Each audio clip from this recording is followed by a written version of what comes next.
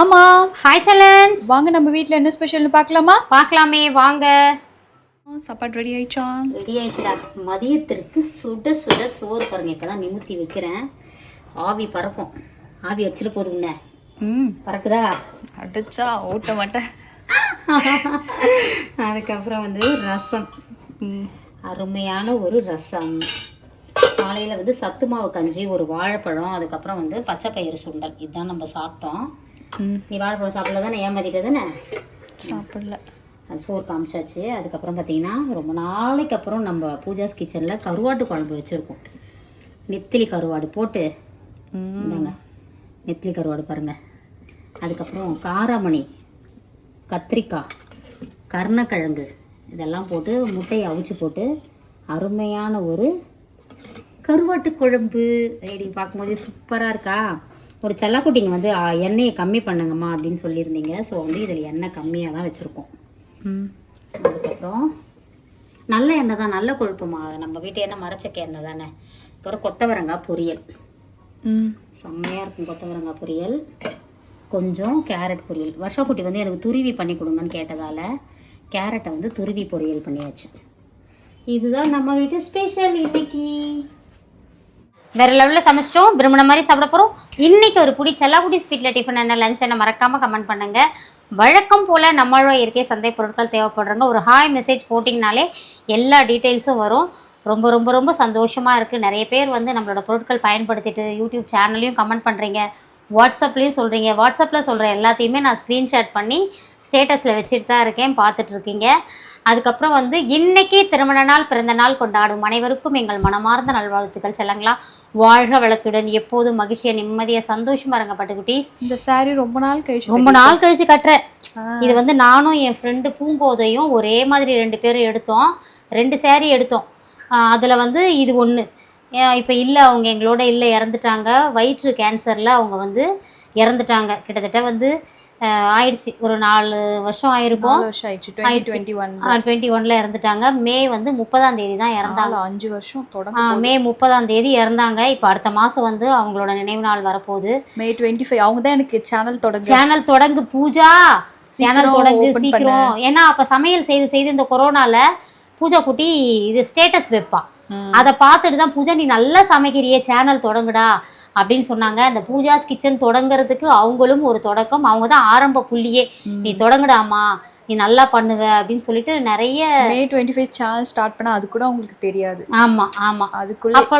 அதுக்கப்புறமா அவங்க ரொம்ப டல் ஆயிட்டாங்க. அப்படியே ஒரு மாதிரி அந்த கேன்சரோட அந்த தாக்கம் வந்து அதிகமாகி கடைசியாக மே 30ஆம் தேதி இறந்துட்டாங்க. அவங்க என்ன வருத்தம்னா அவங்களுக்கு ஒரே ஒரு பையன், அதுக்கப்புறம் அவங்க கணவர், ஒரே ஒரு குழந்தை. அந்த இன்னும் நிறைய நாள் வாழ்ந்துருக்கலாம். ஆனால் அவங்களோட என்ன சொல்கிறது, அப்போ எங்களுக்கு முதல் முறையாக கடவுள் மேலே கோவம் வந்தது. ஏன் வந்து இந்த மாதிரி எல்லாம் வந்து சோதிக்கிற அப்படின்னு சொல்லிட்டு என்னை ரொம்ப கஷ்டப்பட்டுட்டோம். இன்றைக்கும் அவங்க ஃபேமிலியும் நாங்களுமே நினச்சிப்போம். அப்பப்போ நாங்கள் பேசிப்போம் இல்லையா. எங்களால் அவ்வளோ சீக்கிரம் மறக்க முடியல. என்ன பண்ணுறது, அவ்வளோ சந்தோஷமாக இருந்துட்டு பர்த்டேக்கு அப்போல்லாம் போயிட்டு ஒருத்தருக்கு ஒருத்தர் பர்த்டேக்கு மாறி மாறி ட்ரீட் கொடுத்துப்போம். அந்த மாதிரி அவ்வளோ சந்தோஷமாக இருந்தோம். என்ன பண்ணுறது, இறைவனுக்கு பிடிக்கல எங்களோட ஹாப்பினஸ்ஸு. அதனால் எங்ககிட்ட இருந்து பூங்கோதையே தனக்கு பிடிச்சிருக்குன்னு எடுத்துக்கிட்டான் போல இருக்குது. அதுதான். ஸோ அந்த நினைவாக தான் இன்னைக்கு ரொம்ப நாள் கழிச்சு தான் நானுமே இதை கட்டுறேன். நான் கட்டும் போதே யோசிச்சேன், பூஜா நீ கேட்ப இதை பற்றி பேசுவேன் அப்படின்னு சொல்லி. நான் நினச்சேன் என்ன அம்மா இந்த சார் ரொம்ப நாள் கழிச்சு கட்டியிருக்காங்களான்ட்டு. ஒரு பேய்க்குட்டி வராங்க பாருங்க பூஜா. சரி, சும்மா ஒரு ஷூட்டிங். எதுக்காக நான் வந்து இந்த மாதிரி மேக்கப் பண்ணியிருக்கேன், இந்த மாதிரி ஹேர் இந்த மாதிரி நான் ஏன் ஹேர் விட்டுருக்கேன் அப்படின்றத கெஸ் பண்ணி கமெண்ட்ல சொல்லுங்க. ஒரு ரீக்ரியேஷனுக்காக தான் இது. உங்களுக்கும் இந்த மாதிரி அழகா யார் அந்த ஹீரோயின் வந்து மறக்காம இல்ல, அதான் இந்த ஹேரை பார்த்துட்டு இதே மாதிரி உங்களுக்கும் வளரணும்னா சீயக்காய் தூள் வாங்கி பயன்படுத்துங்க, ஹேர் ஆயில் வாங்கி பயன்படுத்துங்க. அப்படியே ஒரு விளம்பரத்தை போடணும் பட்டு, சான்ஸ் எப்பெல்லாம் கிடைக்குதோ.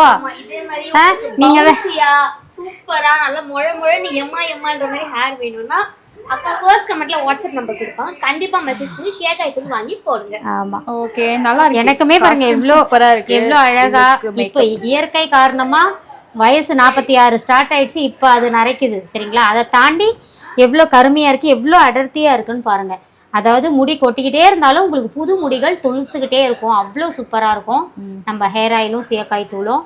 நாங்கள் பூங்கோதை ஆண்டியை பற்றி பேசிட்டு இருந்தோம். ஓ அப்படியா? பாருங்க சித்தி சுகன்யா அக்கா எல்லாரும் வந்திருக்காங்க. அங்க பாருங்க, makeup எல்லாம் ஒரு ஹாய் சொல்லுங்க.